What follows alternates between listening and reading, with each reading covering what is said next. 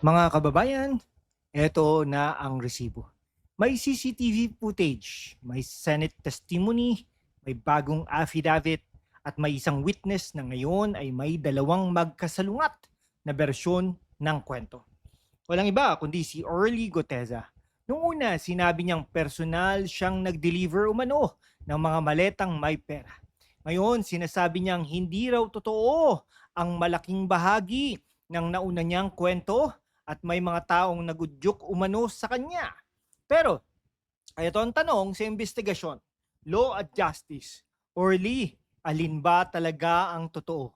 Dahil kapag sworn statement ang pinag-uusapan, hindi pwedeng parehong tama ang dalawang magkasalungat na kwento. #WalkWithLan. Facts first, analysis next. Unahin natin ang CCTV. Ang footage na muling lumabas ay nagpapakita kay Gudesa na dumating sa Senado noong September 25, 2025.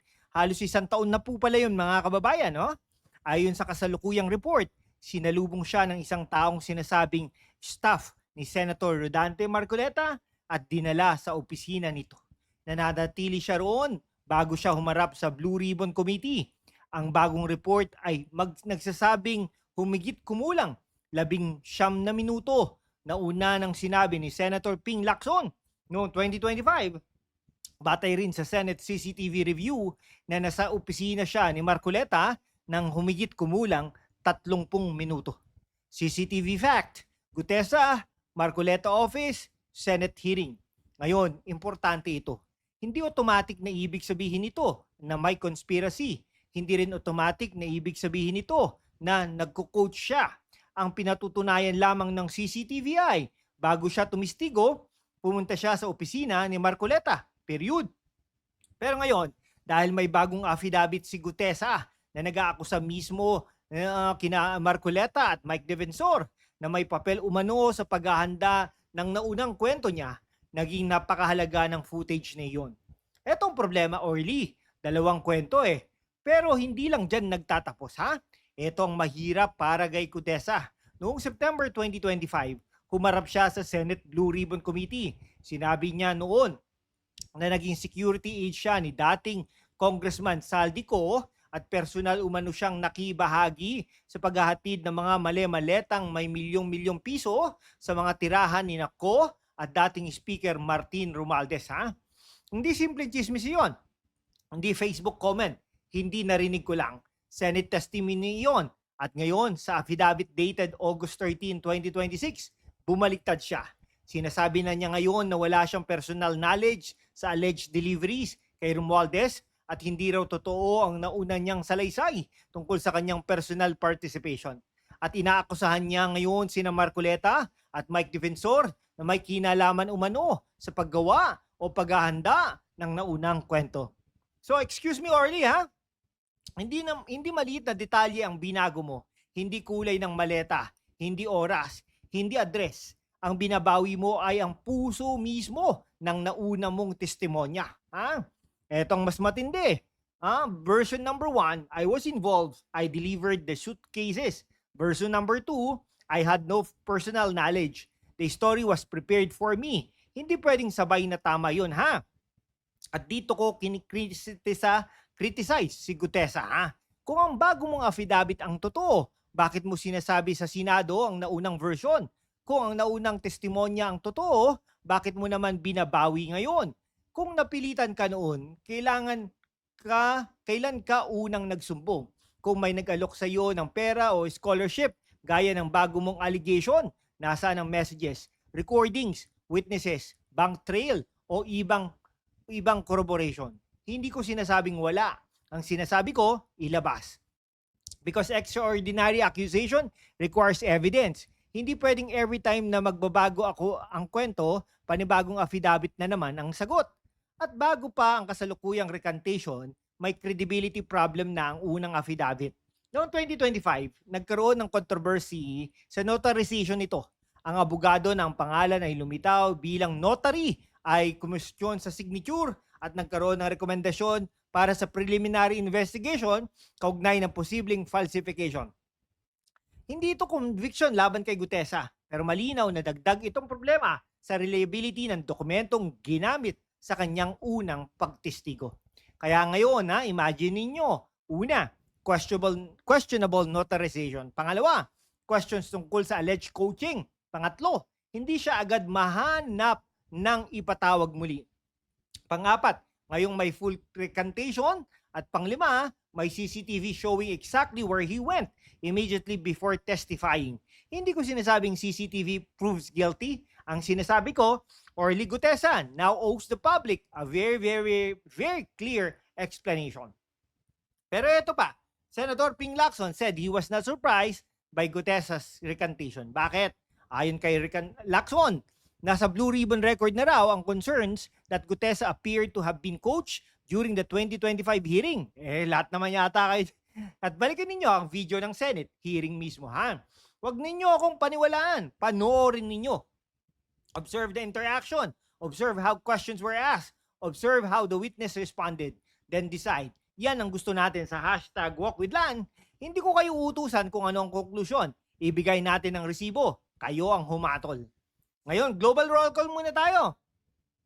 Saan kayo nanonood ngayon mga kaibigan? Davao ba? Manila? Cebu? Middle East? Europe? US?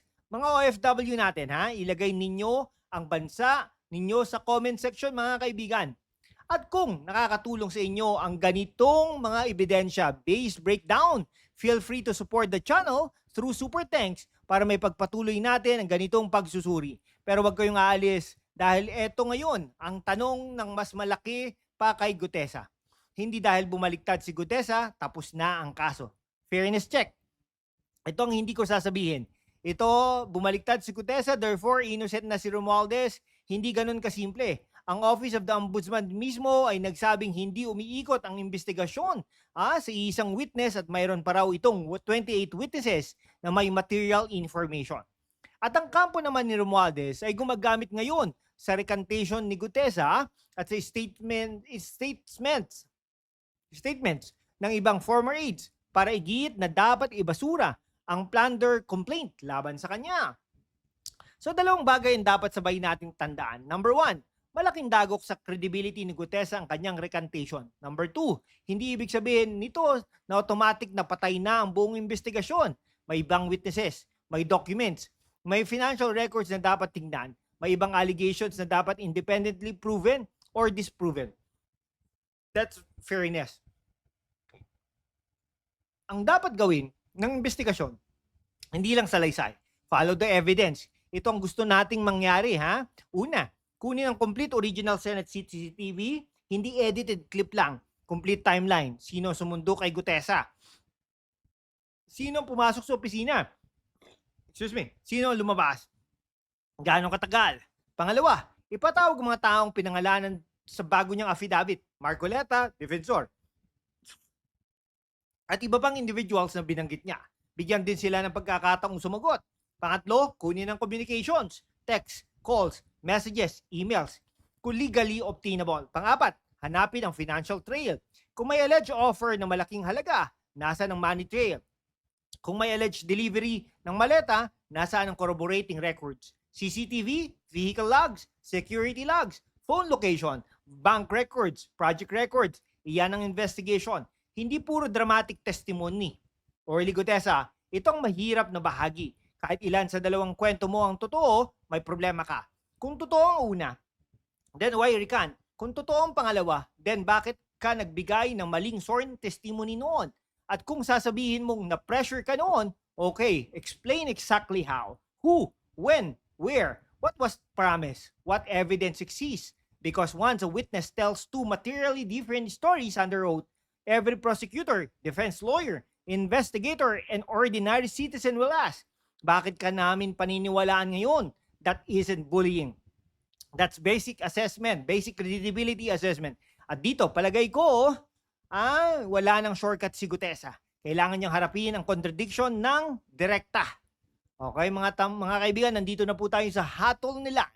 Number 1, ito ang hatol nila. Number 1, ang CCTV ay mahalagang resibo pero hindi nito mag-isa pinatutunayan na na-coach si Gutesa. Number 2, pinatutunayan nito na pumunta siya sa opisina ni Senator Marcoleta bago siya humarap sa Senado. At dahil iyon mismo ay bahagi ngayon ng bagong kwento ni Gutesa, kailangang imbestigahan ng buo ang nangyari sa loob at paligid ng meeting na yon. Number 3, ang pinakamalaking problema ni Gutesa ngayon ay hindi CCTV. Ito ay dalawang materially contradictory sworn narratives. Number 4, ang recantation niya ay hindi automatic proof na inosente si Romualdez. Hindi rin automatic proof na guilty sina Marcoleta o defensor. Investigation pa rin. Number 5, kung gusto nating malaman ang katotohanan, stop relying on one dramatic witness. Follow the money, follow the documents, follow the digital records, follow the CCTV, at saka tayo humatol. Kaya kayo ang tanungin natin, sa tingin ninyo, may credibility pa ba si Orly Gutesa? At alin ang mas gusto ninyong makita sa susunod na hearing? Mas maraming affidavit o hard evidence? CCTV, communications, financial records at documentary trail. Comment down below. Pero tandaan, hindi natin kailangang pumili ng political camp bago natin makita ang ebidensya. Facts first, analysis next. If you find these legal breakdowns helpful, feel free to support the channels via Super Thanks. So we can keep bringing you the truth. Subscribe to stay updated on the truth behind the latest headlines. We are on the road to 100,000 subscribers. To show the strength of our community, join us. This is #WalkWithLang.